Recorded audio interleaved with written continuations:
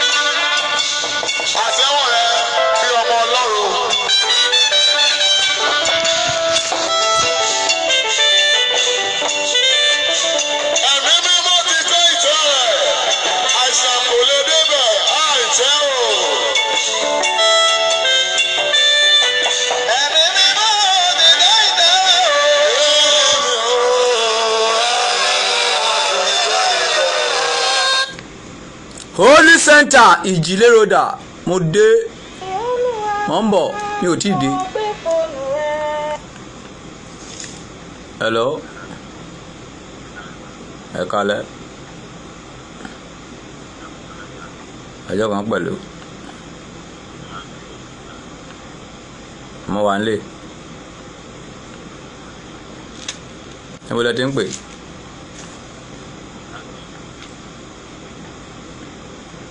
níbo lẹ ti ìsáàdì bo lẹ́kọ̀ọ́ ṣe máa já àti àjà ẹwọ ẹlẹ́kọ̀ọ́ àti ẹlẹ́kọ̀ọ́ ẹwọ Folú bus stop báyìí dé Folú ẹni ilé ta ló fẹ́ kú bàbá àgbà lẹ́ ń lọ bẹ́ẹ̀ ni mo ní kẹ́ bèrè ta ló fẹ́ kú bàbá àgbà ní Folú àwọn ọlọ́kadà gbé yín wá sílé mi èmi ló ń jẹ́ bẹ́ẹ̀.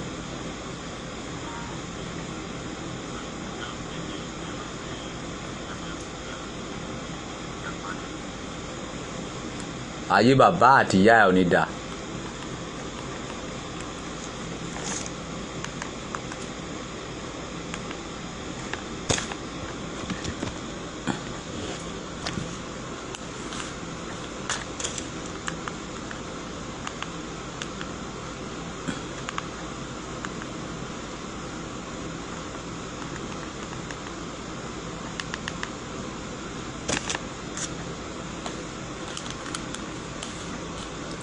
ẹ kálẹ́ sa ẹ kálẹ́ mà sí dáadáa ni mo bá yín sí àlàáfíà lẹ́wà ẹ kú àtàárọ̀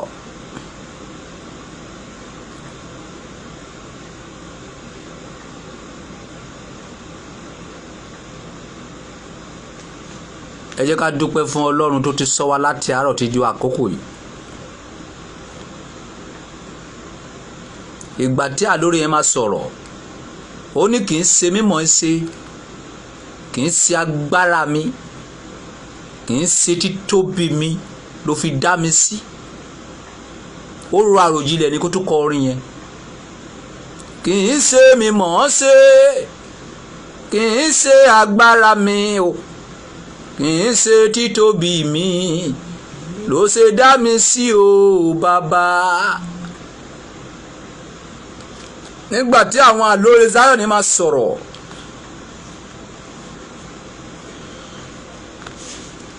wọ́n ní oore ọ̀fẹ́ rẹ ni mo jẹ́ o oore ọ̀fẹ́ rẹ ni mo jẹ́ o wọ́n sùn láyọ̀ ọmọ jí láyọ̀ o oore ọ̀fẹ́ rẹ ni mo jẹ́. Oore ọ̀fẹ́ Ọlọ́run kò ní kó láyé mi àti rẹ. Àmín Jésù Kristi. Ẹ̀ka lẹ́sà lẹ́ẹ̀kan sí. Ọ̀rọ̀ máa bọ́ lálẹ́ yìí pẹ́tẹ́pẹ́tẹ́ ọ̀rọ̀ tí ò tí gbọ́ látijọ́ tó ti délé ayé wa gbọ́ lálẹ́ yìí. Ṣùgbọ́n kó tó dé bóun fẹ́ lọ nínú ọ̀rọ̀ yẹn. Mo fi àkókò yìí dúpẹ́ lọ́wọ́ gbogbo ẹ̀yin tí ẹ kọ́ ilé ìjọsìn. Ibi tí ẹ bá ilé ìjọsìn yìí dé.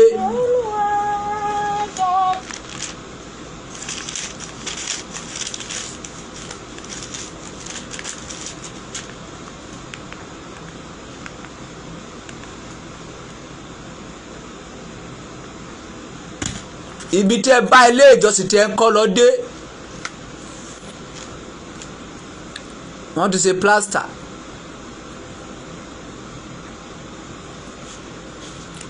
Wọ́n ò tí ì kún o.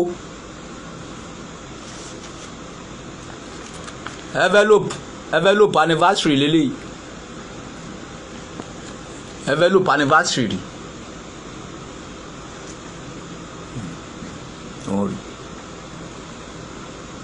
On the 28th of this month ni o.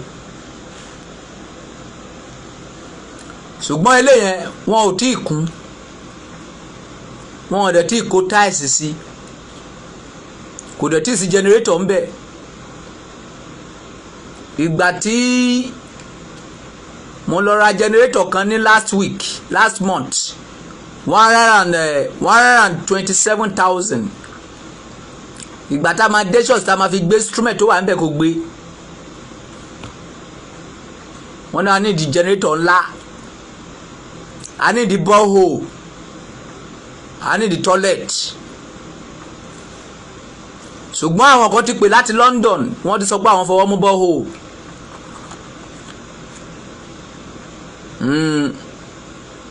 Ẹnìkan ti sọ pé òun fọwọ́ mú borehole, ọkùnrin kan sọ pé òun ti fọwọ́ mú borehole, pé òun máa ṣe borehole yẹn. Mo dẹ̀ ti fún ní price yẹ. Okùn tiles, okùn ọ̀dà ilé yẹn, okùn generator tí ṣọ́ọ̀ṣì yẹn máa lò tó máa gbé gbogbo instrument tó wà ní ṣọ́ọ̀ṣì yẹn, okùn toilet.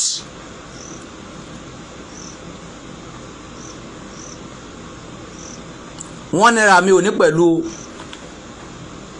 ilé gbogbo àgbáyé ni gbogbo àgbáyé ló máa kọ́.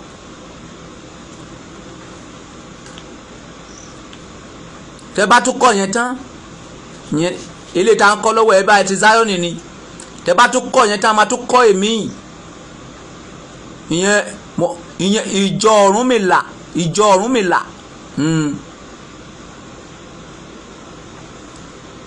Olúwa bá mi sọ̀rọ̀ wípé tí bá máa dá ìjọ Ọ̀rúnmìlà sílẹ̀, pé Ondo State ní kí lọ dá sílẹ̀ sí. Mo nídìí èèyàn tó lè fún wa ní 2 plots of land ní Ondo State. Táwọn fi kọ́ ṣọ́ọ̀ṣì ìjọ Ọ̀rúnmìlà. 2 plots of land l'Ondo State. We need it. Olúwa jẹ́ kó yé mi wípé orí ilẹ̀ yẹn, wípé ìrèké wà lórí ilẹ̀ yẹn, ilẹ̀ tá fẹ́ kọ́ sí yẹn. Wípé wọ́n gbin ìrèké sórí ilẹ̀ yẹn, wọ́n gbin pineapple sórí ilẹ̀ yẹn.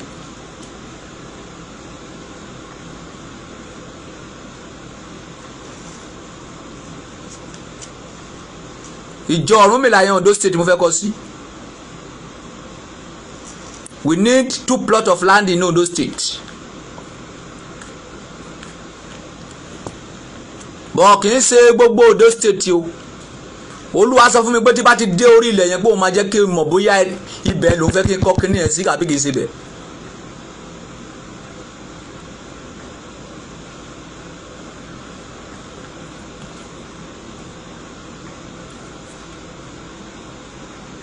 iṣẹ́ ṣọ́ọ̀ṣì tẹ́ ń kọ́ lọ níbí ó kù jẹnẹrétọ̀, ó kù tiles, ó kù ọ̀dà, borehole wọ́n ti hand over yẹn, wọ́n ti ṣe yẹn lọ, ó kù toilet, that is all. Nǹkan tó kù ń bí nìyẹn.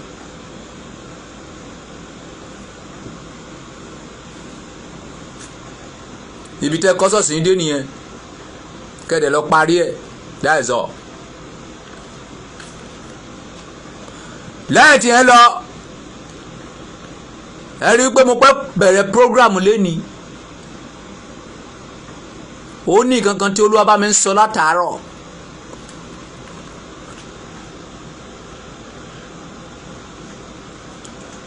nǹkan yẹn ni wípé mọ́mí dáàdì kò sí nǹkan tí ó mú wá sáyé, kò sí nǹkan tí ó máa mú lọ.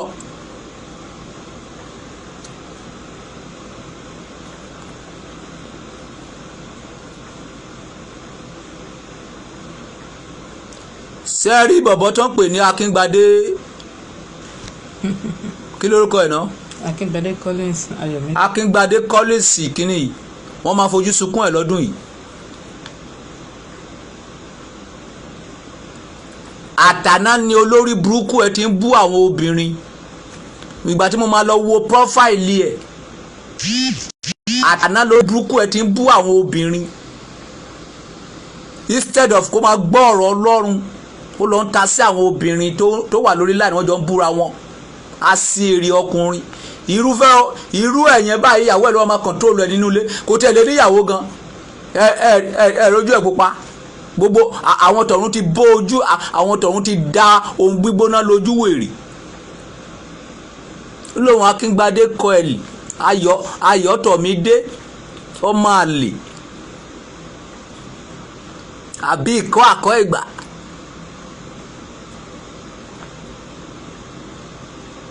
If you don't take time, bẹ́ igi fún ẹ, ìyá àfojú sunkún ẹ, ó ń sí ìrì. ọmọ tó ń kọ́ nílé tó gbẹ̀kọ́ ìtaná máa ti kọ́ wá. èmi ń sọ̀rọ̀ ìjọ Ọ̀rúnmìlà kọ́ Ondo state, God forbid, bàbá alákú bàbá ẹ ló dá Ondo state sílẹ̀, ìyálàyà ẹ ló dá Ondo state.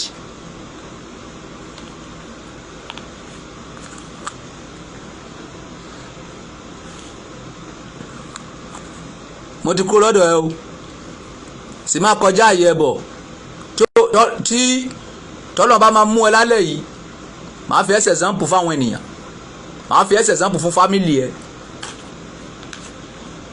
mo ti sọ fún yín pé tí bá ti ń sọ̀rọ̀ Ọlọ́run mi ò fọlọ́ burúkú níwájú mi. Hear my word, tó bá dẹ̀ ti lè gbọ́, get out.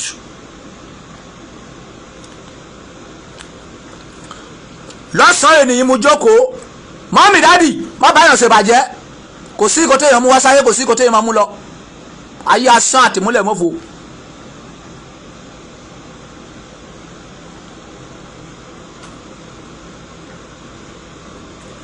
mo gbá rìsáàsì kan látàárọ̀ mo jẹ ráìsì 100 naira láàárọ̀.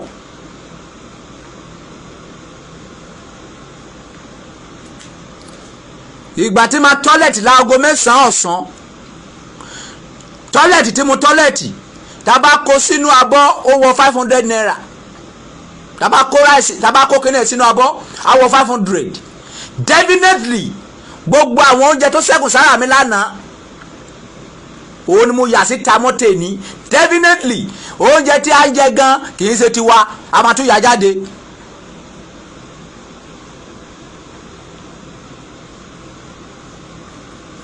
The food that you are eating, you will pollute it.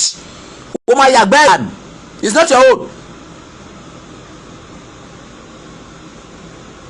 kò sí nǹkan tá a mú wá sáyé, kò sí nǹkan tá a máa mú lọ. oúnjẹ tó ń jẹ gan kò lè bá ẹ lọ. ní ìgbà tó bá kú tán, tó bá rọ iyẹ̀pẹ̀ lé ẹ lórí, gbogbo oúnjẹ tó jẹ á gba ìdí ẹ jáde, á gba ẹmú ẹ jáde, á gba ẹ̀fun ẹ jáde.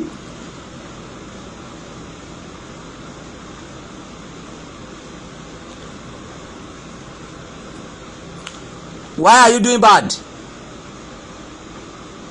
Why are you suffering yourself because you want to have money, you want to do this, you want to do that?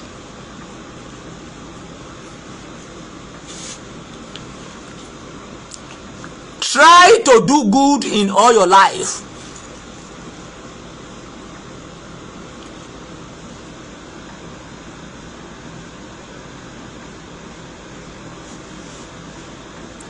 Oh, he said, èmi àti wọ́n ní sẹ́ méjì tá fẹ́ wá ṣe láyé jù pé ká máa ṣe dáadáa. That is all. Do good.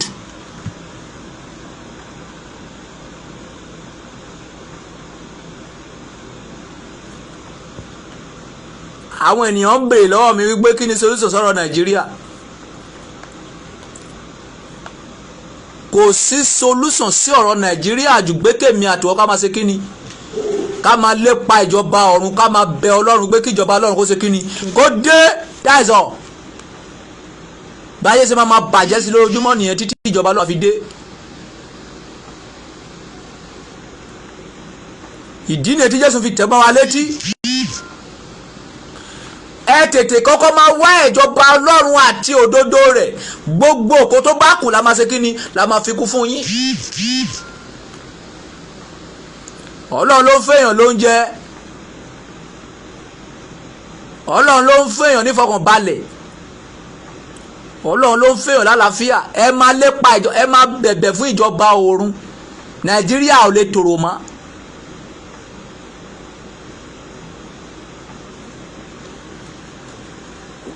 Any moment, any seconds, expect death. Máa retí ikú. Ṣùgbọ́n ṣé tó bá kú, ṣé o níbi tó ń lọ kàbó máa rámáyé? Nǹkan tó yẹ kó máa wà lọ́kàn ẹ nísìnyí nìyẹn.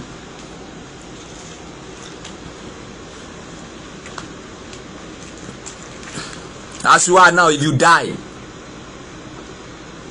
do you have hope? That is the question that you need to ask yourself now. If you die now, do you have hope in the kingdom of God? Your behaviors can tell you that you have hope in the front of God.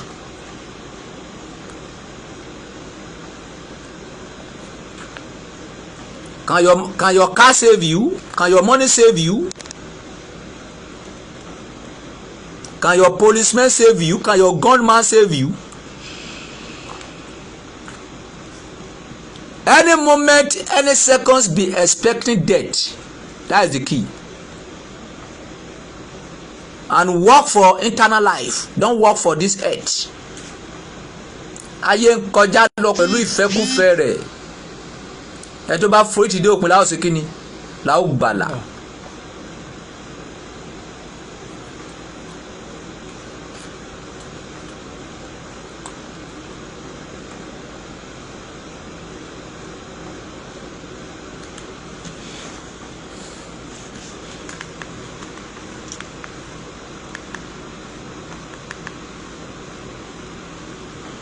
Mo rí àpẹẹrẹ kan mo ń bọ̀, mo rí àpẹẹrẹ kan lára mi mo ń bọ̀, mo fẹ́ lọ yí ẹsẹ̀ kan wò mo ń bọ̀.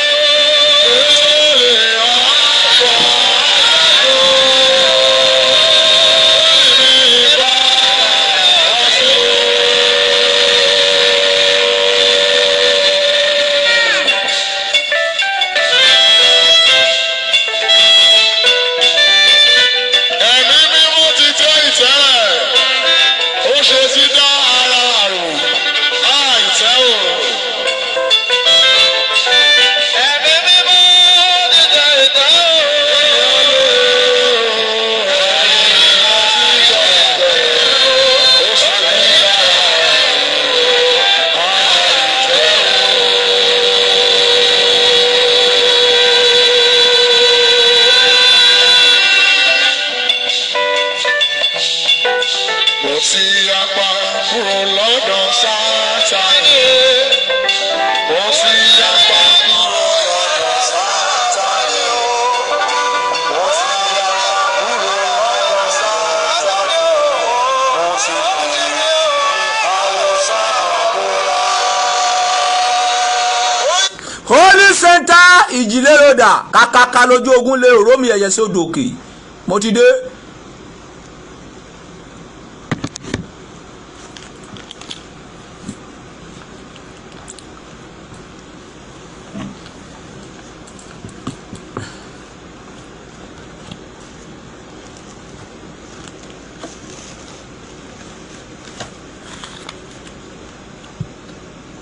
Madam, brother, sister, auntie, read your Bible, read your Quran, read your Difa, follow God, pray for kingdom of God.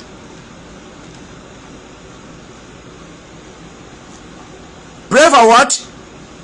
Kingdom of God. Láì ayé ti kọjá, ayé ìkórè ayé ti gbó tán, kò sí kankan nínú ayé mọ́, ayé ti bàjẹ́, òpin ayé ti dé. Ẹ ronúpìwàdà, ìjọba Ọlọ́run kù sí dẹ̀dẹ̀. Iṣẹ́ tí Jésù Olúwa wa gbélé wa lọ́wọ́ nìyẹn, iṣẹ́ tí Ọ̀rúnmìlà gbélé wa lọ́wọ́ nìyẹn, iṣẹ́ tí Ísá ọmọ Mọ́ríàmù gbélé wa lọ́wọ́ nìyẹn. Ẹ ronúpìwàdà, ìjọba Ọlọ́run ṣe kí ni, ó kù sí dẹ̀dẹ̀.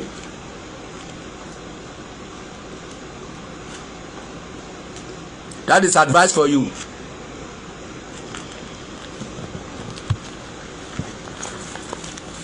Mo ti lọ sí ìpele kẹta. Ìpele kẹta, àwọn ọkùnrin tí ẹ̀mí wọn ò lè gùn láyé, àwọn ọkùnrin tí wọn ò lè ṣe kó má ní ẹ̀jẹ̀ ríru, àwọn ọkùnrin tí wọn ò lè láyọ̀. Irú ọkùnrin bẹ́ẹ̀ lẹ fẹ́ gbọ́ yìí.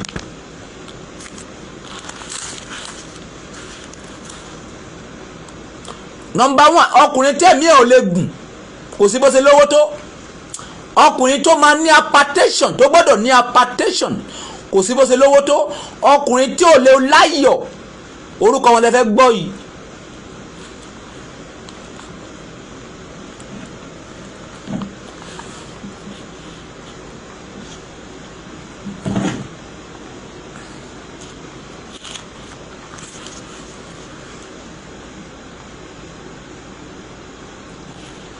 Ọkùnrin àkọ́kọ́,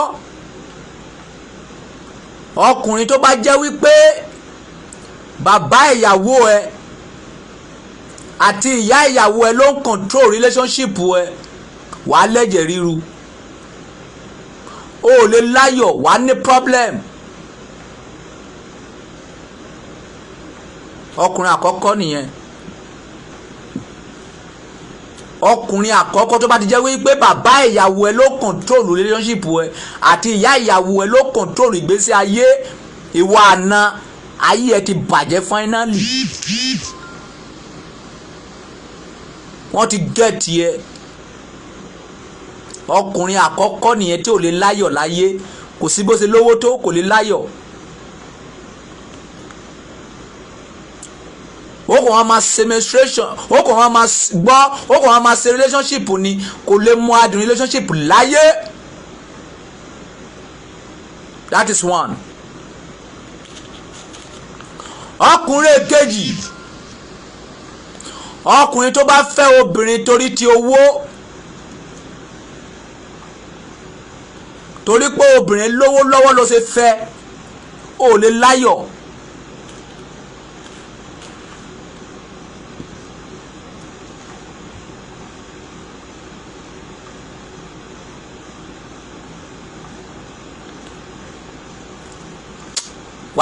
wàá ní hypertension, wàá ní problem.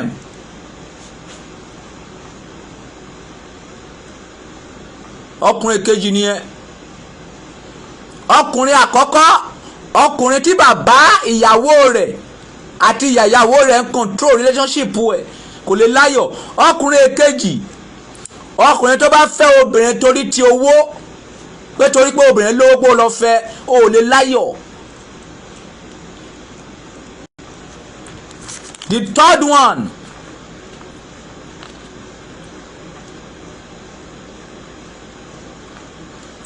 ọkùnrin tí ó bá fẹ́ ìyàwó tí àwọn fámìlì ẹ̀ yàn fún,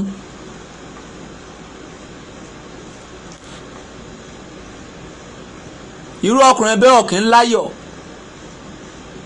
wo mọ́bìnrin kì í ní wá sílé wọn ní kì í ṣe obìnrin gidi, wo mọ́bìnrin kejì wá wọn ní kì í ṣe obìnrin gidi, wo mọ́bìnrin kẹta wá wọn ní kì í ṣe obìnrin gidi, wo wá mú kan wá wọn ní obìnrin rèé, wo mójú lọ sọ́jà, wo wá fẹ́ obìnrin yẹn, wo ti fẹ́yàwó fámìlì, wọ́n máa jọ pa ẹ́ ní,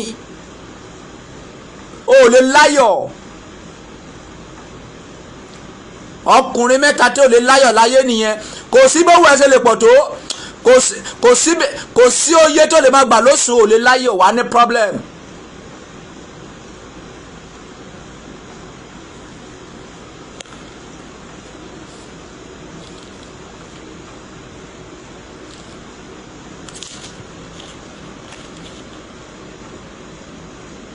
Go and write, ẹ lọ kọ àwọn ọkùnrin mẹ́ta yẹn sílẹ̀. Ọkùnrin àkọ́kọ́, ọkùnrin tí bàbá ìyàwó ẹ̀ tàbí ìyá ìyàwó ẹ̀ bá control relationship ẹ̀ á ní problem. Ọkùnrin kejì, ọkùnrin tó bá fẹ́ obìnrin torí ti owó á ní problem. Ọkùnrin ẹ̀kẹta, ọkùnrin tí àwọn family bá fẹ́ ìyàwó fún á ní problem. Kò sí wòlíì tó máa bá ṣiṣẹ́ gùn yẹn ò lè láyọ̀.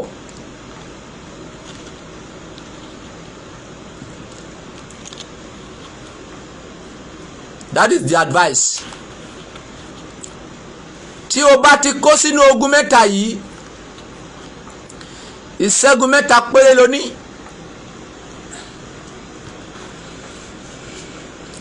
Ìṣẹ́gun àkọ́kọ́,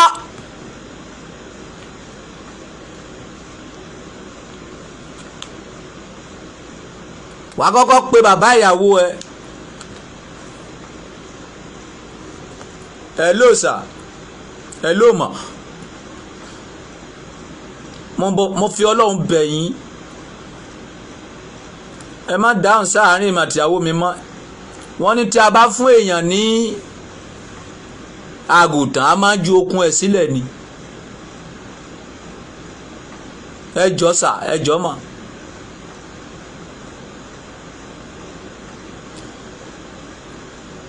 Tó bá lòun ò gbọ́, ó ní iṣẹ́ kan tó máa wá ṣe lọ́dọ̀ mi.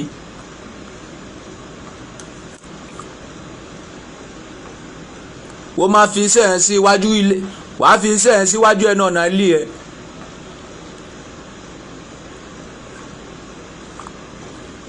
Orúkọ ẹni tó bá fẹ́ kíṣẹ́ yẹn kó ṣiṣẹ́ fún ló máa pè sí.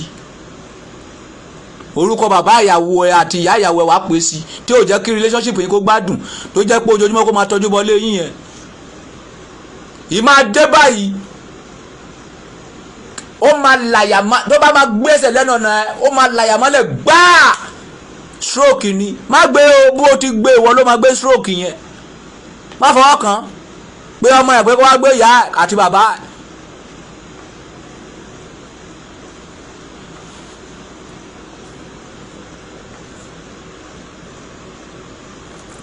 Àbíkẹ́ Adé yìí, o ò ní ṣoríire.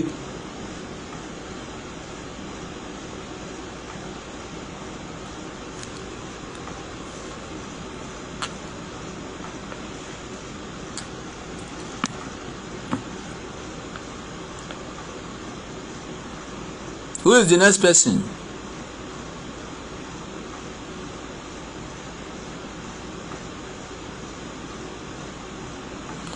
Olúṣẹ́gun ìfẹ́ olúwa, ó máa sánkú ni.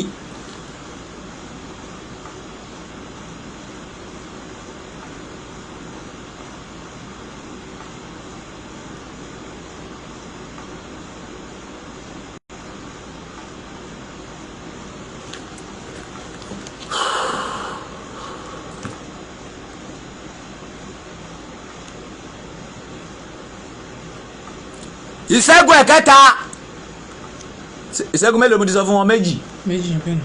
ìṣẹ́gun ẹ̀kẹta lé obìnrin yẹn dànù. solution mẹ́ta tó ní nìyẹn. tí o bá ṣe solution mẹ́ta yẹn o lè láyọ̀ tó máa fi kú. that is all. that is all. lónìí àwọn advice tí fẹ́ fún yín nìyẹn. bíbélì la fẹ́ kà lálẹ́ yìí. ẹ lè mọ̀ wípé kò lérè nínú pé kéèyàn máa wá ilé ayé má yà. wọ́n pe obìnrin kan ní ataláyà ní bíbélì. ataláyà ó lóun taláyà ó ní orí òun burú ó lórí òun yí. ìtàn obìnrin la fẹ́ sọ lálẹ́ yìí. ẹ lọ dúró dè mí ní ìwé àwọn ọba kínní ìwé àwọn ọba kejì orí 11. ìwé àwọn ọba kejì orí 11 ẹsẹ̀ kínní sí ìparí.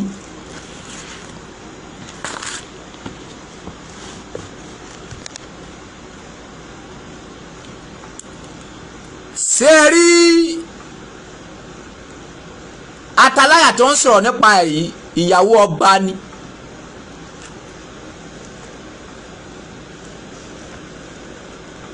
ọmọ ẹyọ kan pé lòun bí.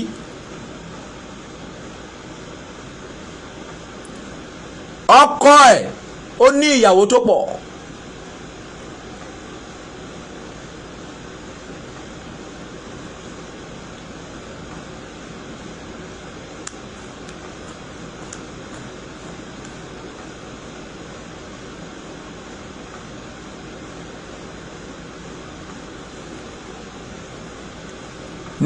nígbà tí ìyàwó ọba tó pera ẹ̀ ní ataláyà yìí nígbà tó wá rí wípé ọmọ kan ṣoṣo tó ń bí tó jẹ́ ọkùnrin nígbà tó kú ẹ béèrè kan tó ṣe ìṣe ló mú gbogbo àwọn ọmọ ọba kan ẹ̀ ọmọ ọkọ ẹ̀ ọkùnrin tó pa gbogbo wọn dànù.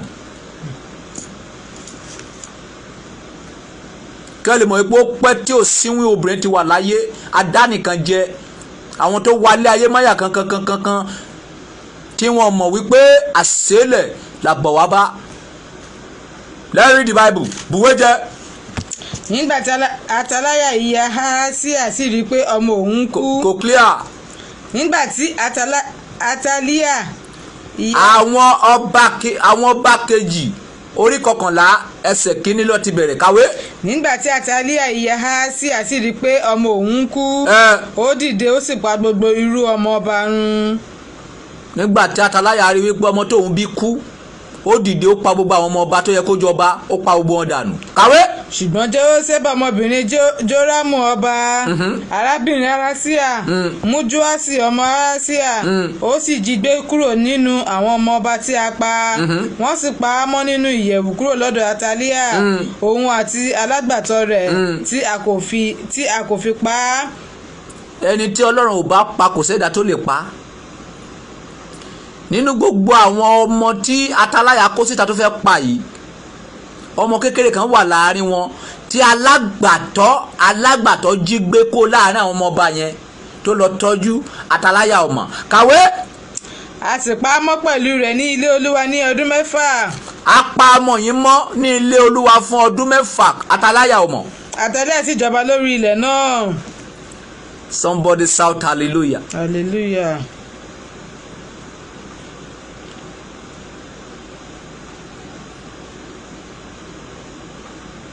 nígbà tí ataláyà rí pé ọmọ tòun kú ó pa gbogbo àwọn ọmọ ọba ó wá lọ jókòó sí ipò ọkọ ẹ̀. ó pẹ́ tí àwọn òsínwín obìnrin ti wà ó fẹ́ jẹlé ayé dálú ó wálé ayé má yà ó wò é pé àṣírí òun ò ní tú ó rò pé òun fẹ́ ṣe àṣegbé kò mọ̀ pé àṣepamọ́ ló wà. kàwé. ní ọdún keje Jóádà sì ránṣẹ́ ó sì mú àwọn lórí ọ̀rọ̀ ọ̀run pẹ̀lú àwọn balógun àti àwọn olùṣọ́ ó sì mú wọn wá sí ọ̀dọ̀ rẹ̀ sínú ilé Olúwa ó sì bá wọn dá májẹ̀mú ó sì mú wọn búra ní ilé Olúwa ó sì fi ọmọọba hàn wọ́n ó sì pàṣẹ. dúró. Jehoiada tó jí ọmọ yẹn gbé láàrin àwọn ọmọ ọba after 7 years tó ti ń tọ́jú ọmọ yẹn ó wá pe àwọn àgbààgbà tó wà ní ìlú yẹn ó wá búra fún wọn wípé Jehoaṣi yìí o ọmọ ọba ara àwọn ọmọ ọba tó fẹ́ pa tóun jí gbé òun lélẹ́yìí o ní ayé ìgbà yẹn kẹ̀tẹ́ ọmọ ọba bá ti wà lókè yẹ̀pẹ̀ òun ló gbọ́dọ̀ ṣe kí ni òun ló gbọ́dọ̀ jẹ ọba Ataláyà kẹ́ ti wà ní ipò ọba kàwé. Ó sì pàṣẹ fún wọn wípé èyí ni nǹkan tí ẹ̀yin ó ṣe: ìdá mẹ́ta yín tí ń wọlé ní ọjọ́ ìsinmi yóò ṣe olùtọ́jú ìṣọ́ ilé ọba. ìdá mẹ́ta yóò sì wà ní ẹnu ọ̀nà súrì. ìdá mẹ́ta yóò sì wà ní ẹnu ọ̀nà lẹ́yìn ẹ̀ṣọ́. bẹ́ẹ̀ ni ẹ̀yin yóò tọ́jú ìṣọ́ ilé náà láti dáàbò bò ó. àti ìdajì gbogbo ẹ̀yin tí ń jáde lọ ní ọjọ́ ìsinmi, àní àwọn ni yóò tọ́jú ìṣọ́ ilé Olúwa yí ọba ká. ẹ̀yin ó sì pa àgbò yí ọba ká, olúkúlùkù pẹ̀lú ohun ìjà rẹ̀ ní ọwọ́ rẹ̀. ẹni tó bá sì wọ àárín ẹgbẹ́ ogun náà kí a pa, kí ẹ̀yin kí ó sì wá pẹ̀lú ọba bí ó ti ń jáde lọ àti bí ó tún bọ̀ wálé. àwọn olórí ọ̀rọ̀run ṣe gẹ́gẹ́ bí gbogbo èyí tí Joada àlùfáà pa ní àṣẹ. olúkúlùkù wọn sì mú àwọn ọkùnrin tirẹ̀ tí ń bá wọlé wá ní ọjọ́ ìsinmi pẹ̀lú àwọn tí ń bá jáde ní ọjọ́ ìsinmi, wọ́n sì wá sí ọ̀dọ̀ Joada àlùfáà. àlùfáà náà sì fi ọ̀kọ̀ àti àṣà Dáfídì ọba tí ó wà ní ilé Olúwa fún àwọn olórí ọ̀rọ̀run. àwọn ẹ̀ṣọ́ sì dúró, olúkúlùkù pẹ̀lú ohun ìjà rẹ̀ lọ́wọ́ rẹ̀ yí ọba ká, láti igun ọ̀tún ilé Olúwa títí dé igun òsì ilé Olúwa ní apẹpẹ àti ilé Olúwa. òun sì mú ọmọ ọba náà jáde wá, ó fi adé dé lórí, ó sì fún ní ìwé ẹ̀rí. dúró. gbogbo èrò Jehoada Ataláyà ni wípé gbogbo ọmọ bá ti kú tán. àṣebíyọ̀ ó ní òdì ṣègbè òsìkà máa yọ̀ wé ṣègbè o ọ̀dàlẹ̀ màmá yọ̀ wé ṣègbè o àṣebíyọ̀ ó ní òṣègbè òsìkà máa yọ̀ wé ṣègbè o.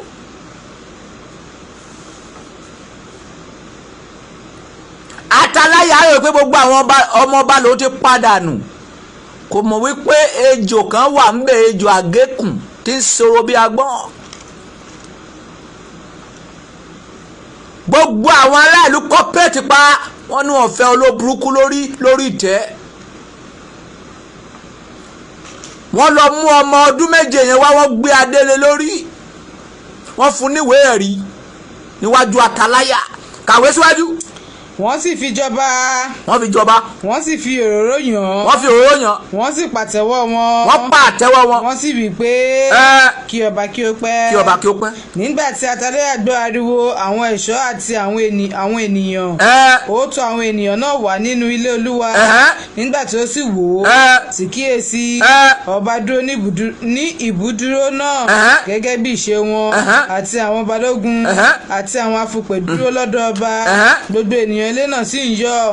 wọ́n sì wí fún un pé Ataláyà sì fa aṣọ rẹ̀ ya, ó sì kígbe pé ọ̀tẹ̀. dúró.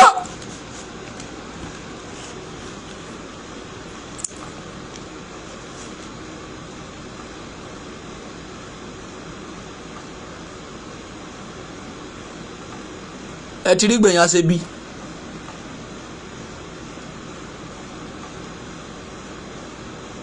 lójú ọ ló ti pa gbogbo àwọn ọba. nígbà tó rí Joaṣi tó dúró, tó gbé adélé ọmọ ọdún méje lórí, tó fún níwèé ẹ̀rí, ó ní ọ̀tẹ̀, ó fa aṣọ ẹ̀yà. ìwọ tó rí àmì ẹyọ kan ṣe, ọ̀tá ẹ máa fa aṣọ ẹ̀yà lọ́dún yìí, ó máa sá wọnú igbó lọ. àmín Jésù Kristi. ká 15. ṣùgbọ́n Joada àlùfáà pàṣẹ fún àwọn olórí ọ̀rọ̀run àti àwọn olórí ogun ó sì wí fún wọn pé ẹ mú jáde láti inú ilé àárín ẹ̀gbẹ́ ogun, ẹni tí ó bá sì tọ̀ ọ́ lẹ́yìn ni kí ẹ fi idà pa. Nígbà tí àlùfáà náà ti wí pé kí a má ṣe pa nínú ilé Olúwa, wọ́n sì gbé ọwọ́ lé e, òun sì gba ọ̀nà tí àwọn ẹṣin gbà wọ ilé ọba, níbẹ̀ ni a sì pa á. Jòádà sì dá májẹ̀mú láàrin Olúwa àti ọba àti àwọn ènìyàn pé kí wọn kí ó má ṣe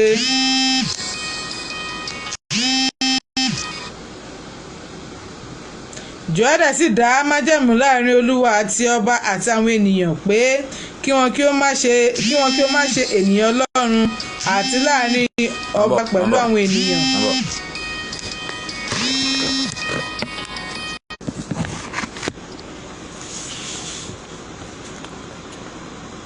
níbo ló kàdé 17. tó padà ka 16 yẹn. Wọ́n sì gbé ọwọ́ lé e, òun sì gba ọ̀nà tí àwọn ẹṣin gbà wọ ilé Olúwa wọ ilé ọba, níbẹ̀ ni a sì pa á. dúró o ti rí nǹkan tó gbẹ̀yìn Ataláyà, ó pa èèyàn. kí la fi pa yìí? idà ni. bó o fi dà pa èèyàn, bó o lọ ẹgbẹ̀rún ọdún láyé, idà náà máa fi pa á, ìbọn náà máa fi pa á. bó o gbógun ti ọmọ ọlọ́mọ, bó o lọ ẹgbẹ̀rún ọdún láyé, wọ́n máa gbógun ti ọmọ ẹ̀. bó o bá tènìyàn jẹ́, bó o lọ ẹgbẹ̀rún, ká Àìsáyà fún wọn, Àìsáyà 33 mò ń bọ̀ níbí yìí o. Àìsáyà 33 kí ló wí?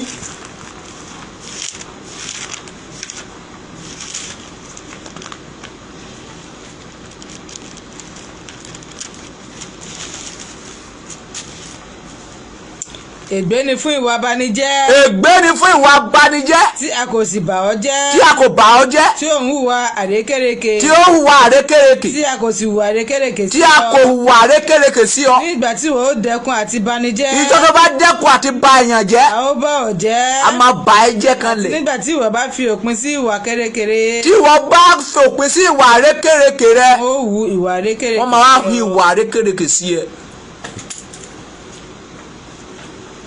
ó dífá fún ẹ̀yin pààyàn tẹ́tí pààyàn tán tẹ́tí sọ pé ẹ lọ ń di aláàjì. nígbà tẹ́ bá rìpẹ́ẹ̀tì tán iná máa pa ọmọ ẹ, tó máa pàyàwó ẹ, tó máa pàwọ̀ fúnra ẹ. ìwà abatẹnijẹ́ tí a kò bàjẹ́, ọjọ́ tó bá dẹ́kun àti ìbanijẹ́ lọ́lọ́jọ́ ló máa bà ẹ́ jẹ́ kan lè. ìwọ tó ti pa èèyàn dànù, ó wá sọ pé ìwọ náà ti di born again, wá lọ di pásítọ̀. ìgbà tó bá ti pásítọ̀ tán, tó bá lọ sí Jerúsálẹ́mù, ó lọ́wọ́ fi ọmọ ẹ̀ pa ẹ́ lẹ́kún, tó máa fojú sunkún ẹ̀. ìwà abanijẹ́ tẹ́nìkan ò bàjẹ́, ọjọ́ tó bá dẹ́kun àti banijẹ́ lọ́jọ́ náà ló máa bà ẹ́ jẹ́ kan lè. ìwọ tó ti bà tèèyàn jẹ́, tó ẹsẹ̀ ń lọ sí àjì, igbó lọ tọ ìdájọ́ ẹsẹ̀, wọ́n tàn ẹ́. ìgbà ẹ ló máa sórí burúkú jù. ìwọ tó ti bà tèèyàn jẹ́, tó sọ pé o di born again pastor. ìwọ tó ti gbórí ọmọ ọlọ́mọ tó fi lọ sówó, tó sọ pé ìwọ ti di born again. ìjọ tó bá dẹ́kun láti gbéyàn sówó mọ́jọ́ náà la máa pa ẹ̀wọ̀ náà, tá máa pa ọmọ ẹ̀, tá máa pa yà ẹ̀. àṣẹ́lẹ̀ làbọ̀ wá bá, kò sí àṣegbé láyé. ẹ rí ikú tó pa Ataláyà, ó torí ti pé àwọn ọmọ tó ń bí pé ó ti kú, ó wá pa gbogbo àwọn ọmọ ọba dànù tó yẹ kó jọba, ó lọ jẹ ọba ní ipò ọkọ ẹ̀. Ọlọ́run pa dànù. kàwé 17. Jòádà sì dá májẹ̀mú láàrin Olúwa àti ọba àti àwọn ènìyàn pé kí ni? kí wọn kí ó má ṣe ènìyàn Ọlọ́run. dúró ẹ̀yin ènìyàn Nàìjíríà, tẹ́ bá fẹ́ káyé yín da, ẹ jẹ́ ènìyàn Ọlọ́run.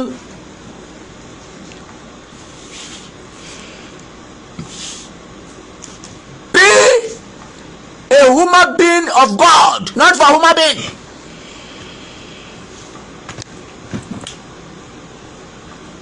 ẹ jẹ́ ènìyàn Ọlọ́run.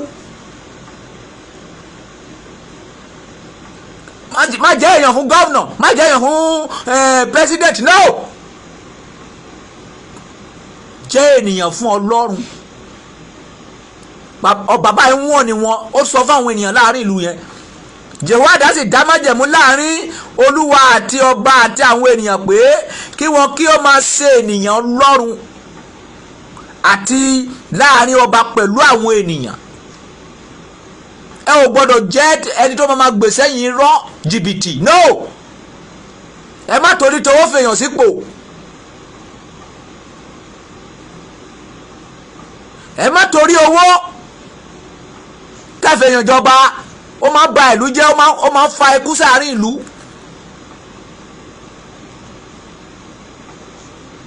Ẹ má torí pé ẹnìkan kàwé kẹfẹ̀yàn jọba. No, ta lọ́lọ́run fẹ́, ta lọ́lọ́run yàn ní ká béèrè. Ẹ jẹ́ ènìyàn Olúwa ní Nàìjíríà tẹ́ bá mọ̀ pé fẹ́ káyé yín sún wọn. Ẹ bá fẹ́ kí ọjọ́ ọ̀la ọmọ yín dá, ẹ jẹ́ ènìyàn Ọlọ́run. Ẹ máa ṣe dáadáa, ẹ máa tútara yín ṣe. That is all. Hausa kọ́ ló ń ṣe yín, Ìgbò kọ́ ló ń ṣe yín, Yorùbá kọ́ ló ń ṣe yín. Ìfẹ́, àìsí ìfẹ́ láàrin yín ló ń ṣe yín. Ìwà wèrè tó wà nínú yín ló ń ṣe yín. Ẹ ò lóòótọ́, ẹ ò nífẹ̀ẹ́, ẹ ò nígbàgbọ́. You don't know God. All what you know is money and position. And you believe on your God, you don't believe in God. You believe that it's only God, it's only God that can save you. God cannot save you. Police cannot save you. Soldier cannot save you. It's only God that can save you, man. If you don't have God, God will not have time for you. If you have time for God, God will have time for you. Nigeria does not have time for God, and God does not have time for Nigeria. Nigeria is a zoo. Both their government, both their king, both their pastor, both their afar, both their owls, they are zoo. They are nothing. They are useless people in the front of God because they hate truth. The lack of truth, lack of love. Religion and politician, they are the same thing. Religion, politician, they are the same thing. Religion, they are most criminal past politicians self. What they are practicing inside church. Inú church wọ́n rin ọmọ ènìyàn mọ́lẹ̀ sínú church. Wọ́n rin odidi ènìyàn mọ́lẹ̀ sínú church. Wọ́n fi odidi ènìyàn ṣe foundation. Because they want people. Wọ́n fẹ́ kéèyàn pọ̀ ní ṣọ́ọ̀ṣì wọn. Kàbí kìí ṣe ògo ayé yìí. Ògo ìṣẹ́jú kan, ògo ìṣẹ́jú márùn-ún, temporary glory.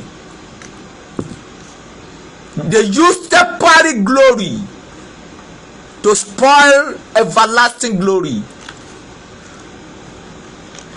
I come again. Our pastors, our afar, our owls, they use temporary glory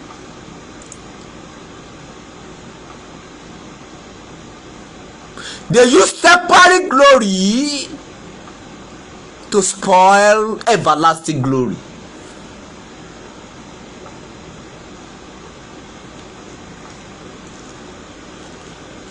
Because they want what? They want to have connection in National Rock. They cannot talk truth.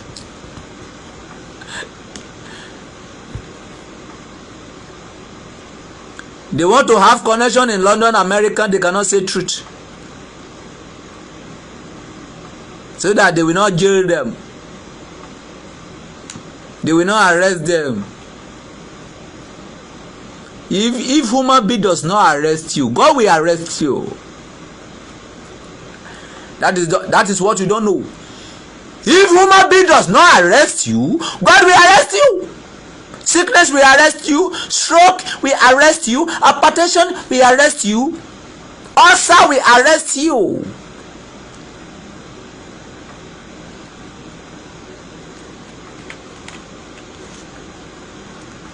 Upon your money, upon your wealth, upon your anything, you don't see money to buy peace.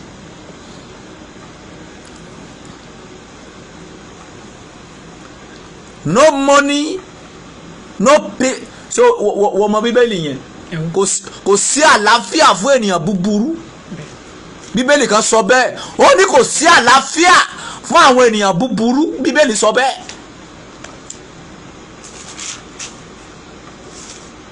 àwọn ọmọ ẹ tó sọ pé ó máa jogún ẹ yẹn tó bá ya wèrè nǹkan só lè jogún ẹ. ọmọ tó tiẹ̀ pa gbogbo àgbáyé lẹ́kùn yẹn wípé o fẹ́ jẹ́ kó jogún ẹ yẹn tọ́mọ yẹn bá kú nǹkan só lè wá padà jogún ẹ. ta ló sọ fún ẹ pé ọmọ yẹn máa jogún ẹ.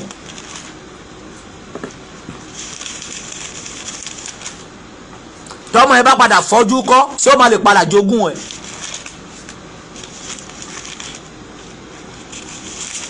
tọ́mọ yẹn bá padà ní stroke ńkọ́ ṣé ó lè padà jogún ẹ.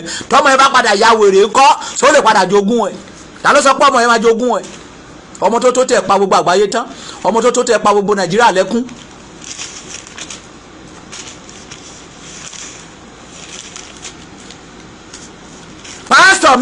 pásítọ̀ mi ọmọ ìjọ tó ti lò every year lọmọ ìjọ ẹ fi ń kú tó fi ń ṣèrà padà.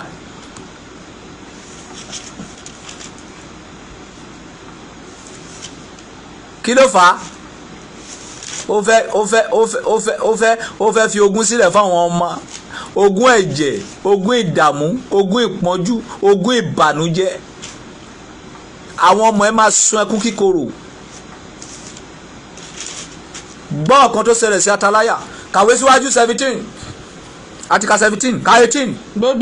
gbogbo ènìyàn ilẹ̀ náà sì lọ sínú ilé Báálì. bẹ́ẹ̀ni wọ́n sì wó lulẹ̀. gbogbo òrìṣà olóburúkú tí Atalaya ń bọ tó forí balẹ̀ fún wọn wó gbogbo ẹ̀ palẹ̀ ká. àwọn pẹpẹ rẹ̀ àti àwọn ère rẹ̀ ni wọ́n fọ́ tútú pátápátá. kàwé. wọ́n sì pa Mẹ́tánì àlùfáà Báálì níwájú pẹpẹ náà. ká. àlùfáà náà sì yan àwọn olórí sí ilé Olúwa. ká. òun sì mú àwọn olórí ọ̀rọ̀ọ̀rún. bọ̀wé jẹ. àti àwọn olórí ogun. sáyémọ. àti àwọn ẹ̀ṣọ́. jẹjẹ. àti gbogbo ènìyàn ilẹ̀ náà. rẹ́sì ẹ̀. wọ́n sì mú ọba sọ̀kalẹ̀ láti ilé Olúwa wá. yes. wọ́n sì gba ojú ẹnu ọ̀nà ẹ̀ṣọ́ wọ ilé ọba. ká. òun sì jókòó lórí ìtẹ́ àwọn ọba. dúró ibi tí Atalaya sọ pé ọmọ ọba kò ní dé sí ó débẹ̀ kàbí kò débẹ̀. ẹni tọ́lọ́run bá fi jọba kò sẹ́ni tó lè gbà lọ́wọ́ ẹ̀ Ọlọ́run ló máa ń fèèyàn jọba kì í ṣe ènìyàn. bó bá wọn kí gbogbo ayé kó hètì ẹ tí Ọlọ́run bá ti láìkì ẹ ó parí tí gbogbo ayé bá láìkì ẹ tí Ọlọ́run bá hètì ẹ tì ẹ bá ẹ.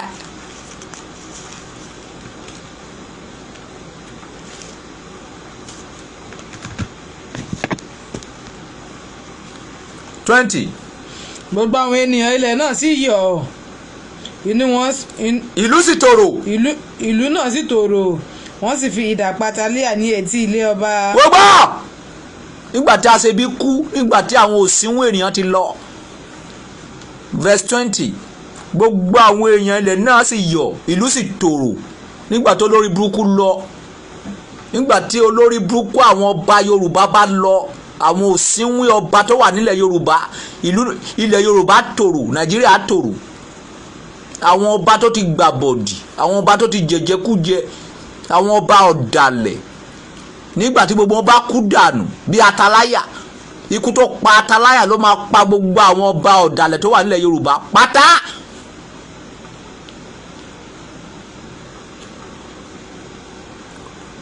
ìwọ tó bá ti jẹ́ ọba ọ̀dàlẹ̀ nílẹ̀ Yorùbá ikú tó pa Atalaya ló máa pa ẹ́ dànù.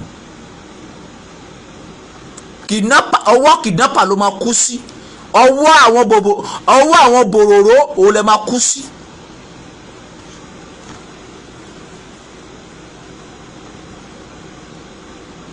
ẹ̀ka gbogbo ìlú lọ́pọ̀ torí ti owó orí burúkú tó ti jẹ́ torí burúkú tẹ́fẹ́ máa wà kiri.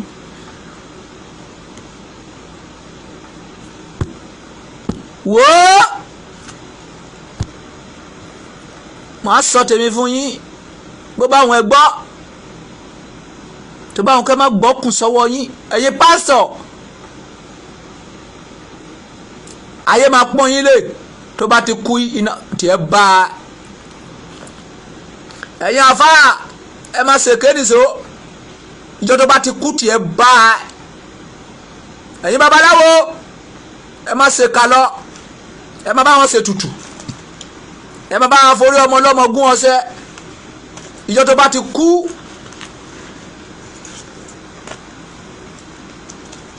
iwájú ò ṣe lọ mọ́ ẹ̀yìn ò ṣe lọ mọ́ àwa pin ìwà tẹ́lẹ̀ dáa gbogbo wa la ó gbére o gbogbo wa là ó gbèrè ìbá ṣe rere tàbí ibi o gbogbo wa là ó gbèrè o. ẹ ti rí nǹkan tó ṣẹlẹ̀ sí Atáláyà ó lóun ta láyà ó láyà òun ta òsínwín obìnrin ọmọ tiẹ̀ kú ó wá pa gbogbo àwọn ọmọ ọba dànù ìwọ wá lọ jókòó sí ipò ọba.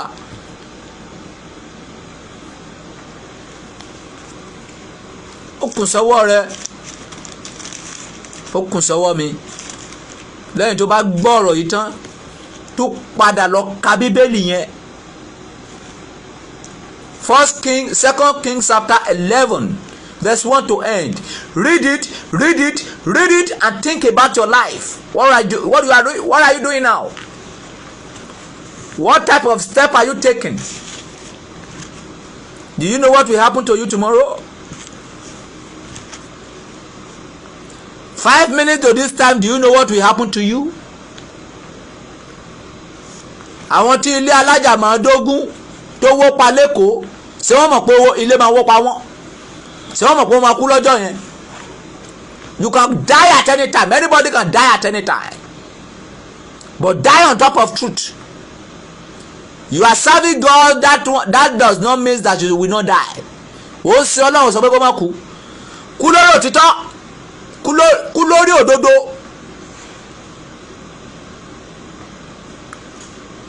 Ayé kọjá lọ pẹ̀lú ìfẹ́kúfẹ́ rẹ̀. Ayé ti gbó tán, kí ló wà láyé? Kò sí kankan láyé. Aṣọ tó wọ̀ sọ́rùn kì í ṣe tiẹ̀. Ilé tó kọ́ kì í ṣe tiẹ̀. Aya kì í ṣe tiẹ̀. Ọmọ ẹ kì í ṣe tiẹ̀. Ìwà ẹni títọ̀dọ̀ ẹ. Your behaviours is your own. Your wife is not your own. Your husband is not your own. Your food is not your own. Your children is not your own. Your behaviors is your own. Go and write it down. Your house is not your own. Your car is not your own. Your wife is not yours. Your husband is not yours. Your food is not yours. Your wealth is not yours. Your behaviors is yours. That is the key. Because it's only behaviors that you can use to collect internal heritage. Ogun ayérayé ìwà ló lè fi gbà.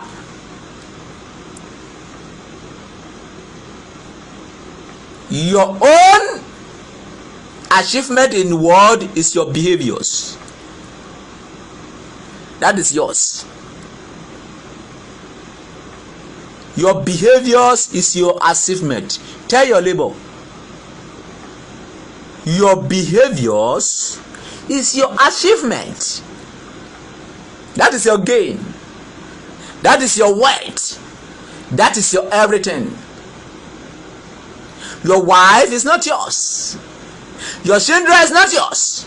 Your car is not yours.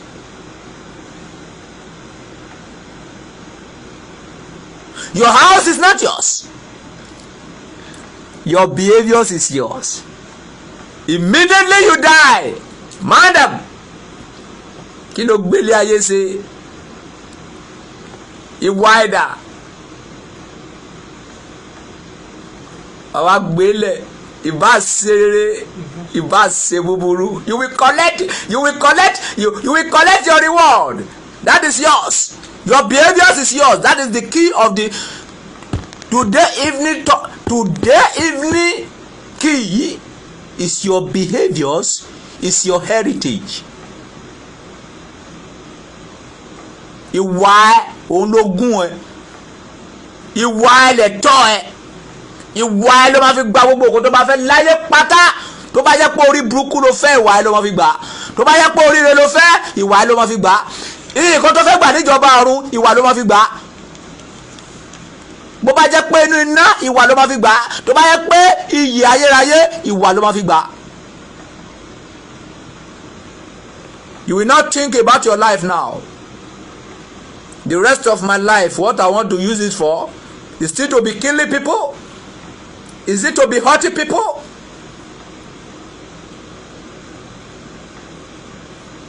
Is it to be make people happy. If you make people happy, God will make you happy. If you make people cry, God will make you cry. Gbogbo nǹkan tó bá fẹ́ kó máa ṣe fún ọ ni kó máa ṣe fún àwọn ènìyàn. If you cannot help people with 1,000 naira, if you have 100 million, you will not help because you are stupid people. If you cannot do help of 1,000 naira, you cannot do help of 10 million. Bíbélì sọ pé tó bá sòtọ́ nìkan kékeré á sòtọ́ nìkan ńlá. If you cannot help anybody with 200 naira, if you have 200,000, you will not help because you are stupid people.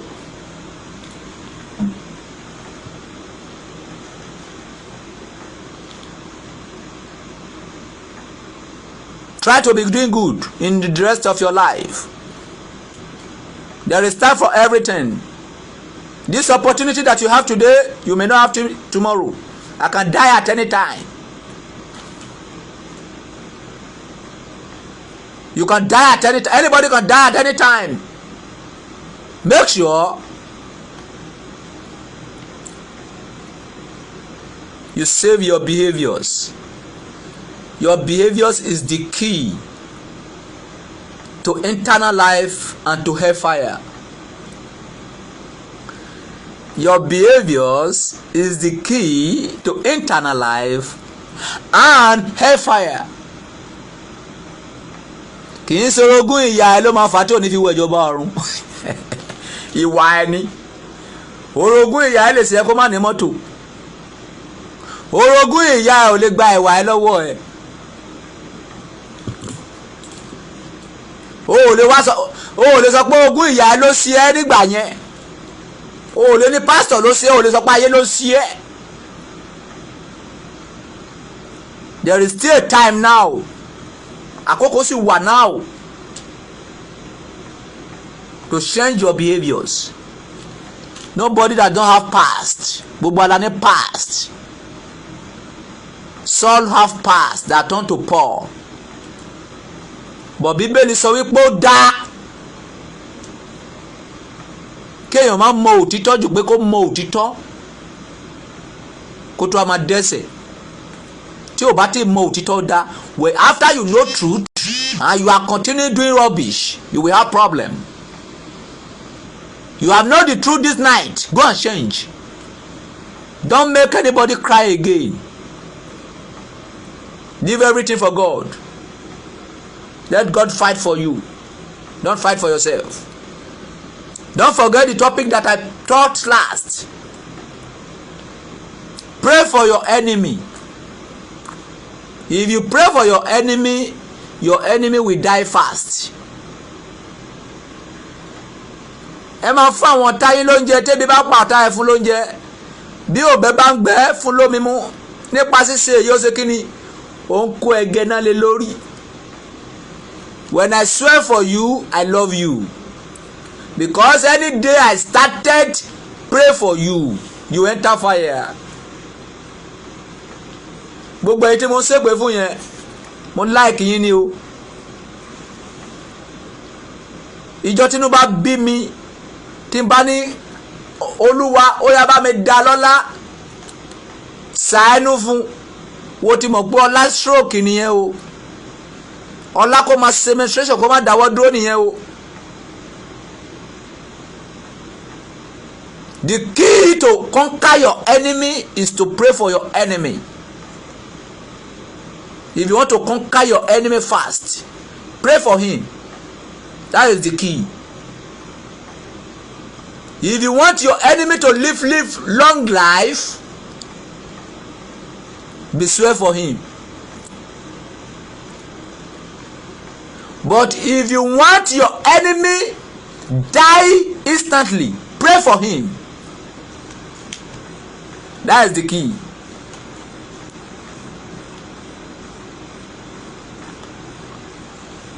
Okay?